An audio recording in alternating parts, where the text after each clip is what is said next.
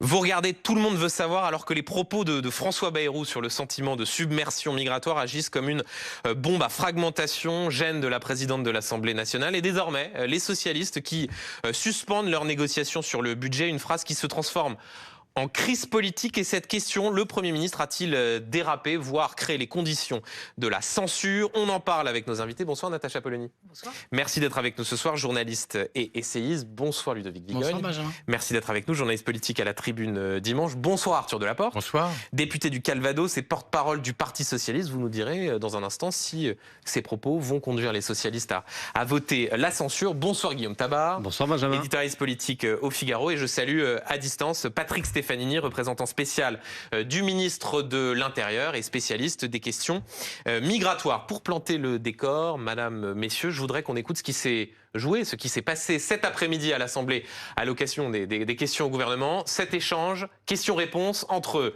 François Bayrou et votre patron, si j'ose dire, Arthur Delaporte, Boris Vallaud, le président des députés socialistes à l'Assemblée. Écoutez. Le mot de submersion est celui qui est le plus adapté. Ce ne sont pas les mots, monsieur le président Vallaud, qui sont choquants, c'est les réalités. L'immigration n'est pas la cause des problèmes de la France. Ce sont les problèmes de la France qui sont la cause de ce que l'immigration est désormais une impasse. Parce qu'il n'y a pas d'intégration comme nous le voulons. Je ne peux être moi que consterné, submergé par la consternation de votre réponse. Si vous gouvernez avec les préjugés de l'extrême droite, nous finirons gouvernés par l'extrême droite et vous en aurez été le complice. Voilà pour Boris Vallaud cet après-midi à l'Assemblée nationale. Je commence par une question simple, Arthur Delaporte. Est-ce que, tirant les conséquences de ce que dit votre président de groupe, vous allez censurer le budget de François Bayrou? Je rappelle que vous avez suspendu votre participation aux négociations sur les textes budgétaires. Ce qui est sûr, c'est qu'il faut rappeler pourquoi François Bayrou est Premier ministre. Il est Premier ministre parce que Michel Barnier a été censuré. Et Michel Barnier a été censuré parce qu'il avait fait la courte échelle au Rassemblement national, qui s'était engagé dans une logique de négociation avec l'extrême droite, faisant même le lundi avant la censure un communiqué de presse faisant état de ces négociations. Nous avons cherché, depuis 3 semaines maintenant, à dresser le chemin d'une non-censure possible avec le gouvernement actuel, en étant dans l'opposition, mais une opposition exigeante, mais avec une condition. Et cette condition, c'était d'ailleurs le début des discussions à l'Élysée, que le Rassemblement national ne soit pas partie prenante. Or, que fait François Bayrou aujourd'hui? Que fait-il hier? Que fait-il en laissant Bruno Retailleau agir comme si de rien n'était? Il envoie des signaux très clairs à l'égard de l'extrême droite. Et je peux vous dire particulièrement, je peux vous dire que nous dites que les conditions de la censure sont réunies si effectivement vous considérez que François Bayrou parle comme ce le que je vous Rassemblement dis, national. c'est qu'il y a un trouble certain. Quand on était cet après-midi dans l'hémicycle et que l'on voyait les seuls qui applaudissaient François Bayrou quand il réévoquait le terme de submersion, c'était justement le Rassemblement national. Et donc, il y a aujourd'hui, du côté du Premier ministre, quelque chose que je trouve profondément irresponsable. Parce que d'une part, il encourage au développement du sentiment xénophobe, parce que qu'est-ce que la submersion sinon une espèce de ressucé de la théorie du grand remplacement. Et par ailleurs, finalement, il est en train de perdre ce en quoi il s'était engagé, c'est-à-dire l'idée qu'il pouvait y avoir un chemin vers la réconciliation du pays. Ce n'est pas ce que nous prenons, ce n'est pas ce que nous entendons aujourd'hui. Ludovic Vigogne, est-ce la première vraie erreur, bourde, dérapage de François Bayrou? Ou est-ce qu'au contraire, le Premier ministre ne fait que mettre des mots sur un sentiment assez répandu, d'ailleurs même chez les électeurs de gauche dans les sondages, qui considèrent qu'il y a trop d'immigration en France? D'abord, il dit quelque chose qu'il pense. Déjà, lors de son discours de politique générale, il avait expliqué que la question migratoire était une question de proportion. Là, il est dans le droit fil de ce qu'il dit. Après, il emploie un mot dont il ne mesure pas tout à fait toutes les conséquences qu'il va avoir sur le terrain politique les heures qui suivent. François Bayrou sans doute ne mesure pas toujours, ne prépare pas toujours sans doute suffisamment ses interviews. Voilà, il a parfois du mal à trouver ses mots et il sort le mot qui vient. Voilà, et c'est le mot subversion qui est venu. Hier soir, mais il a quand même récidivé. Enfin, je veux dire, il y a un moment il a assumé, il a choisi de l'assumer. Après, il est faux de dire que François Bayrou est dans une négociation avec le RN. On n'est pas du tout dans une situation similaire avec ce qu'avait fait le gouvernement Barnier. François Bayrou est dans une négociation avec le Parti socialiste. Il ne s'est pas placé dans une négociation avec le Rassemblement national. La situation n'est pas tout à fait comparable. Dans un instant, on posera la question à Patrick Stefanini de savoir si, oui ou non, ce sentiment de submersion migratoire est justifié. Mais d'abord, Natacha Polony, sur, là encore, ce que ressentent précisément, puisqu'il s'agit d'un sentiment, c'est le mot utilisé, les Français. Est-ce que les Français vont être choqués de l'expression utilisée par François Bayrou? J'ai l'impression qu'on est sur une autre planète. François Bayrou, il faut reprendre ses mots, vous les avez cités. Il dit, quand il y a la rencontre des cultures est positive, mais quand il y a sentiment de submersion, il y a rejet. En France, on s'en approche. Ce que visiblement, il déplore donc qu'il y ait rejet. Donc, de quoi on parle? Ah, il a dit submersion. Fallait pas dire le mot. Fallait inventer une périphrase pour dire autre chose. On sait tous très bien, et vous l'avez dit à l'instant, que les électeurs de gauche ont une vision de ce problème-là qui ne correspond pas avec le discours des partis de gauche. Et c'est un des problèmes de la vie politique française. Donc, la seule question, c'est de savoir comment on fait pour qu'il n'y ait pas de rejet, justement, pour qu'il n'y ait pas fracturation de la nation, de la communauté nationale sur cette question. Et ça nécessite d'abord d'arrêter de se tortiller pour savoir quel mot on a le droit de dire ou pas dire, et ensuite de parler, et là pour le coup, je trouve que François Bayrou n'a pas eu tort de parler d'intégration. C'est ça le sujet, comment on intègre pour que les Français, les citoyens français n'aient pas l'impression que le compromis politique, la culture politique et sociale qui est la leur, c'est-à-dire la mixité homme-femme, c'est-à-dire les libertés fondamentales, pour qu'ils n'aient pas l'impression que ça va être mis en péril. Vous répondez dans un instant, Arthur Delaporte, juste avant, pour essayer d'y voir plus clair sur les faits, Patrick Stefanini. Ce que répondent les détracteurs de François Bayrou sur l'utilisation de cette expression sentiment de submersion migratoire, c'est qu'il n'y a pas de submersion, que ces dernières années, les chiffres de l'immigration sont stables. Alors, il s'agit d'un sentiment ou d'une réalité pour vous? Non, la réalité, c'est que depuis la fin des années 90 ou le début des années 2000, s'est formé ce que j'appelle moi, mais alors je vais être prudent, enfin, j'ai toujours employé ce terme, donc je ne vais pas le renier ce soir, s'est formé une vague migratoire qui est d'une ampleur considérable et qu'on peut résumer en 2 chiffres. En 2000, la France a délivré 150 000 titres de séjour, 150 000, et l'année dernière, à peu près 350 000. Et par ailleurs, sur l'asile, en 2000, 50 000 demandes d'asile enregistrées. L'année dernière, un peu plus de 130 000. Donc, il y a une progression qui est considérable, qui s'inscrit maintenant dans la durée. Et c'est ce qui me fait dire que cette vague migratoire est plus importante que celle que notre pays a connue après la Deuxième Guerre mondiale ou après la Première Guerre mondiale. Et de surcroît, cette vague migratoire très importante, elle se produit dans un contexte économique qui est très différent de celui d'après les 2 guerres mondiales. La croissance est faible. Mais donc, Patrick Stefanini, si je comprends bien, si je résume ce que vous êtes en train de dire, pour vous, vous considérez qu'au fond, François Bayrou n'a fait que refléter la réalité de la situation? Après, le mot submersion est très connoté dans le vocabulaire politique français. Moi, je parle de vague migratoire. Alors, la vague, ça peut submerger, mais la réalité... Oui, la nuance est ténue. La réalité, c'est que notre capacité d'intégration, parce que notre économie tourne au ralenti, alors que la croissance des années 60 et 70 était très forte, là, nous créons peu d'emplois. De surcroît, nous avons un niveau de charge sociale qui fait qu'on crée peu d'emplois non qualifiés, alors qu'on sait bien qu'un des éléments de l'intégration des immigrés quand ils arrivent sur un territoire, et pas seulement en France, c'est le fait d'occuper d'abord des petits boulots. Donc voilà, les difficultés d'intégration sont là. Je crois que c'est ce qu'a voulu dire le Premier ministre. Bon, après, ça fait un pataquès politique. En tout cas, la réalité des chiffres, elle, on ne peut pas la contester. Et je terminerai là-dessus. La circulaire de Bruno Retailleau, elle n'a pas pour but de faire un clin d'œil au Rassemblement national sur la circulaire sur les régularisations. Elle a pour but de commencer à essayer de réduire les flux migratoires en agissant sur ce qui est le plus facile à faire. Patrick Stéphanie, je me permets de vous couper, puisque dans un instant, on parlera de cette circulaire, et donc restez bien avec nous. Je voudrais juste qu'on fasse un tout petit peu circuler la parole. Arthur Delaporte, je vous voyais réagir. Oui. Est-ce qu'au fond, vous n'êtes pas dans une forme de déni sur la question de l'immigration? Vos électeurs dans le Calvados, aucun ne vous dit il y a un sujet avec l'immigration, avec... parfois ce sentiment que les choses ne sont pas maîtrisées? Alors vous savez, on peut avoir l'impression qu'à cause de la submersion migratoire, c'est dans les quartiers où on va avoir, on va dire, le plus de personnes issues de parents de nationalité étrangère, qu'on va avoir l'idée de la submersion et qu'on va avoir la progression du vote RN. C'est un peu ce que sous-entend le Premier ministre, c'est qu'il y a des endroits où il y a trop d'étrangers et du coup, comme on n'en peut plus, on vote RN. En gros, c'est ça qu'il dit. On n'en peut plus. Sauf que si vous allez dans ces quartiers-là, c'est là où on a le plus de mixité, c'est là où on a le plus de tolérance. Et c'est là où on va avoir le moins d'étrangers en France, dans les communes rurales, par exemple, qu'on va le plus voter Rassemblement national. Donc vous voyez bien que l'idée de la submersion, ou l'idée qui est évoquée par François Bayrou, donc il n'y a aucun sujet n'est sur pas l'immigration corrélée à la réalité. Et laissez-moi répondre à un deuxième élément.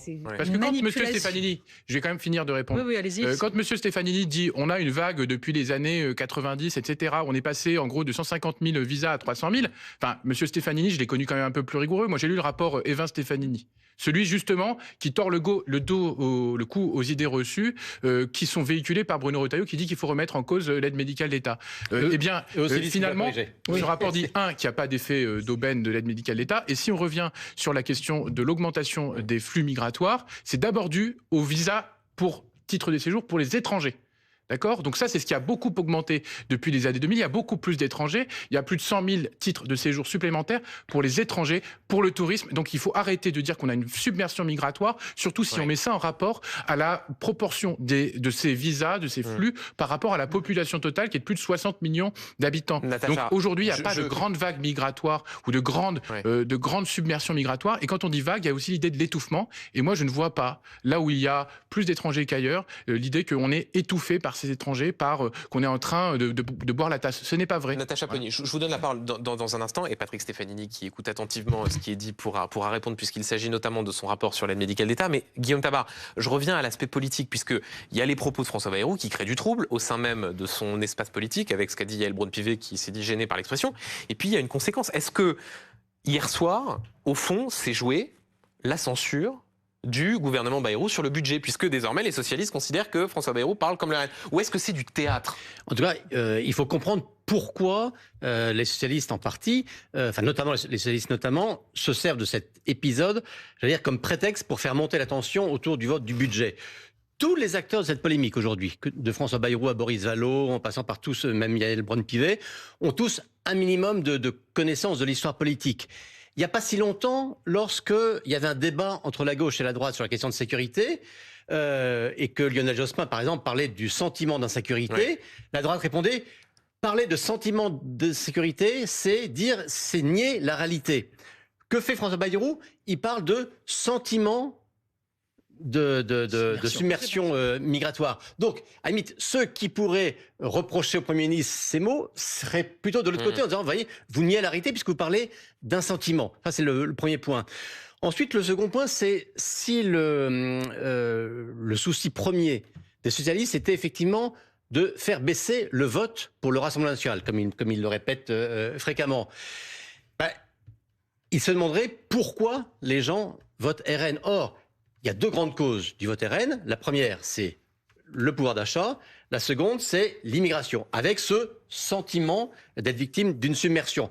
Donc, un politique qui sincèrement voudrait faire baisser le vote RN dirait attaquons-nous aux causes de son sentiment. Peut-être que ce sentiment est illusoire, auquel cas il faut faire de la pédagogie près d'eux pour dire ce que vous décrivez comme la réalité. Pas aidé par le Premier ministre. N'est pas l'illusion. Mais si vous pensez qu'il y a malgré tout quelques fondements à cette crainte exprimée par une partie de la population, eh bien, la logique de dire attaquons-nous à ces causes-là. Natacha Polony, vous voulez réagir, et Ludovic Vigon juste après.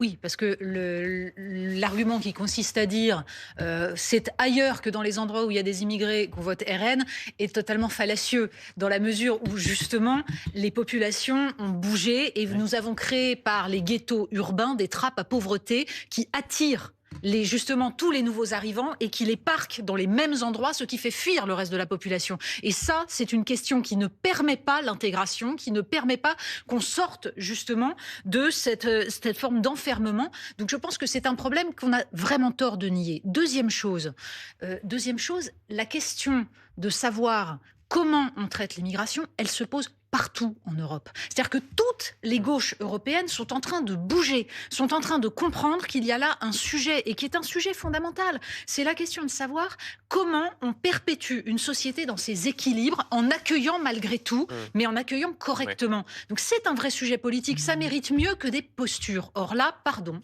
mais je trouve que ce sont des postures absolues, dans la mesure où, en effet, il ne me semble pas que François Bayrou ait validé les thèses du Rassemblement national. Il s'inquiète de ce rejet, il parle d'intégration. Moi, je suis désolée, c'est pas ma tasse de thé, surtout François Bayrou, mais venir lui faire le procès d'être sur la ligne du Rassemblement national là-dessus uniquement pour un mot prononcé. Non, la question, c'est de savoir. Non, la question, c'est de savoir comment il y a ce qu'il a dit sur Mayotte, sur le droit du sol, à un sujet. Et vous êtes hors sol par rapport aux gauches européennes qui sont en train de. Je vous redonne la parole dans un instant, Arthur Delaporte et Guillaume Tabar, et Thomas Ménager, député du Rassemblement national, nous attend juste avant Ludovic Vigogne. Ce qui peut aussi interpeller quand on voit et quand on écoute ces propos de François Bayrou, c'est que quelques jours avant, son ministre de l'économie et des finances, Éric Lombard, dit lui, dans une interview à la télévision, on a besoin d'une immigration, de travail. Est-ce que là, on ne touche pas aussi aux limites, à un moment donné, de la difficulté pour le citoyen de se poser la question de savoir quelle ligne et quelle politique veut porter ce gouvernement? Puisqu'en quelques jours, il faut une immigration de travail. François Bayrou qui dit cela, et ce matin à ses vœux, Éric Lombard qui continue de dire que la France doit être une terre d'accueil.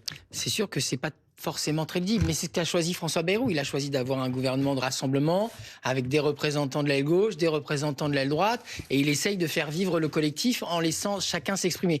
C'est sûr que ça peut donner des positions extrêmement contraires. Après, ce qu'il faut retenir, c'est que la parole de François Bayrou vaut davantage, puisqu'il est Premier ministre, donc c'est lui qui fixe la ligne. Et deuxièmement, qu'on a l'impression que la ligne qui est poussée par Bruno Retailleau, qui est une ligne de grande fermeté sur toutes les questions régaliennes, est la même que celle de François Bayrou. Aujourd'hui, ça se passe extrêmement bien entre les deux hommes, il n'y a pas de différence, et Bruno Retailleau reconnaît aujourd'hui qu'il n'y a pas de difficulté pour mener à bien la politique qu'il veut développer. Thomas Ménager, député Rassemblement national du Loiret, porte-parole du RN, est avec nous. Juste avant de vous donner la parole, Thomas Ménager, je voudrais qu'on écoute ce que disait votre patron, là encore, Jordan Bardella, c'était le 19 juin 2024.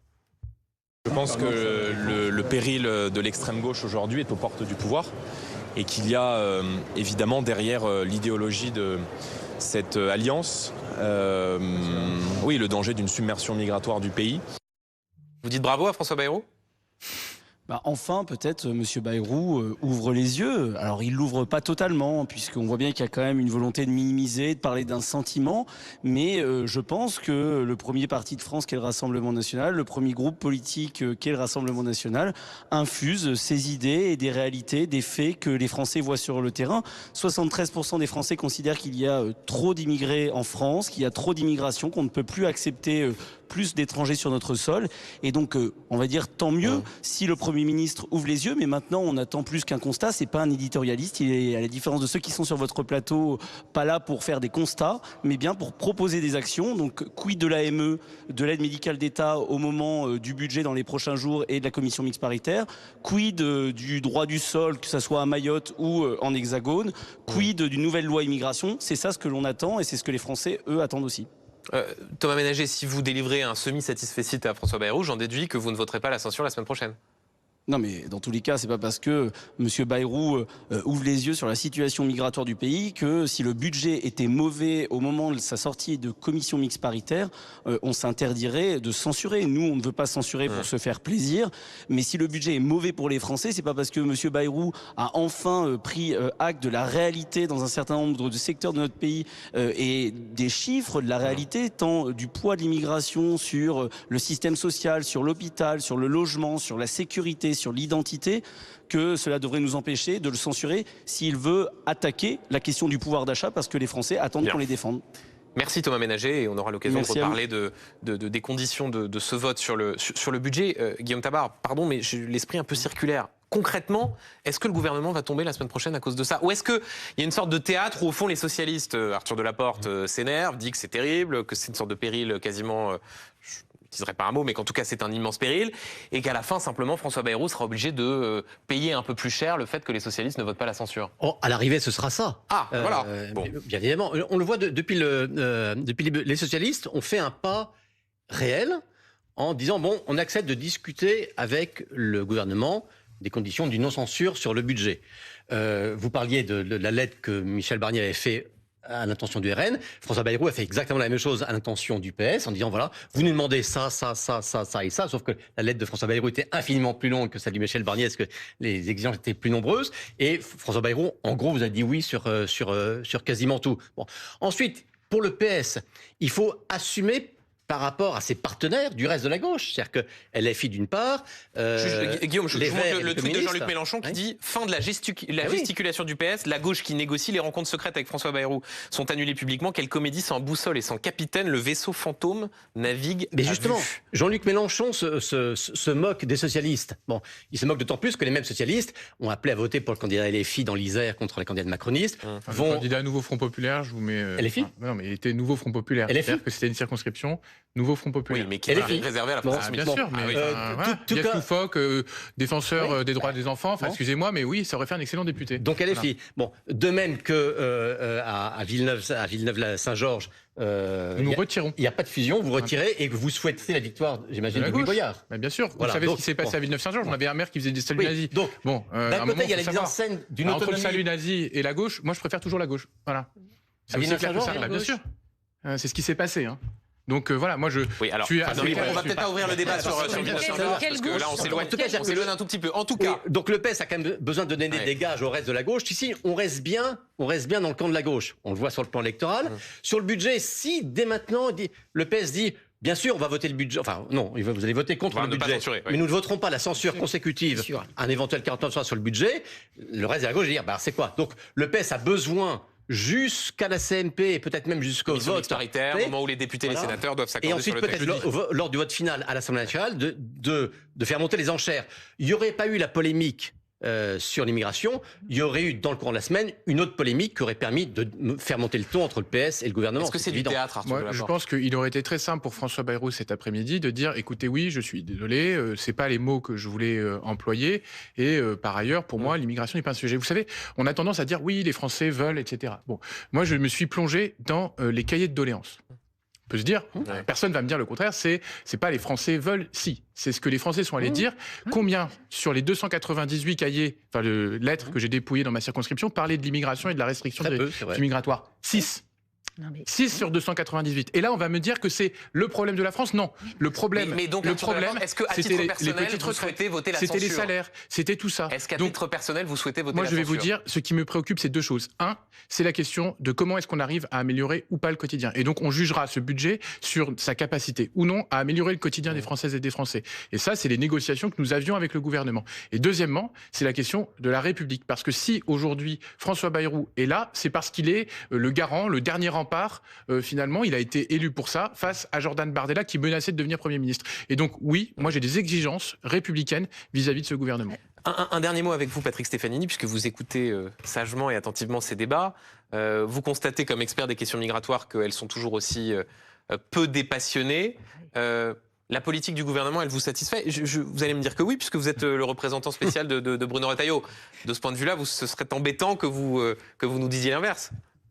Pardon, j'ai pas entendu votre question. Ah, alors elle était un peu longue. Mais j'étais en train de vous demander si vous considérez que les orientations du gouvernement, notamment la circulaire de Bruno Retailleau, sont pour vous les bonnes. Et j'ajoutais avec une pointe de malice que comme représentant spécial de Bruno Retailleau, il serait étonnant que vous disiez l'inverse.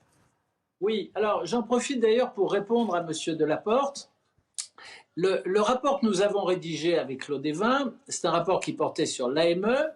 Donc c'est un rapport qui portait sur des étrangers qui sont en situation irrégulière en France. En revanche, les chiffres que j'ai cités tout à l'heure, ce sont les chiffres soit des titres de séjour accordés à des étrangers qui remplissaient les conditions pour l'obtenir, soit les chiffres de l'asile. Et ces chiffres, ils ont évolué à la hausse. Je ne vais pas la qualifier, puisque dès qu'on emploie des adjectifs, ça devient ça prête à polémique, mais je rappelle les chiffres. 150 000 titres de séjour délivrés en 2000, 350 000 délivrés l'année dernière. Sur l'asile, 50 000 demandes enregistrées en 2000, 130 000 l'année dernière. Donc il y a une progression qui est incontestable. Je voudrais dire également, en rejoignant Natacha Polony, que l'une des particularités de la France, c'est que l'immigration est concentrée sur certaines zones géographiques. Et pour faire court, elle est plus concentrée sur la partie est de la France, de Lille à Marseille, qu'elle ne l'est dans la partie ouest. Et cette concentration peut alimenter ce que le Premier ministre a appelé le sentiment... A appelé submersion et que vous appelez, Patrick Stefanini, et que vous appelez vague. Je réponds à votre question. Ouais. L'ambition politique de Bruno Retailleau, soutenue d'ailleurs par Michel Barnier et soutenue par François Bayrou, c'est d'essayer de reprendre le contrôle des flux migratoires, de maîtriser l'immigration à destination de la France. Alors tout à l'heure, nous allons parler de la circulaire sur les régularisations. C'est un instrument parmi d'autres. C'est évidemment pas le seul et sans doute pas le plus important, mais il se trouve que c'est celui qui est dans l'actualité. Et nous aborderons, Patrick Stefanini, un autre jour, cette circulaire, puisque le temps, hélas, court et que nous devons aller voir la situation dans l'ouest de la France. Mais merci d'avoir été avec nous et je remercie également Ludovic Vigogne, Natacha Polony, Guillaume Tabar et Arthur Delaporte, sans qu'on sache tout à fait s'il votera la censure, mais du moins, l'alerte est lancée.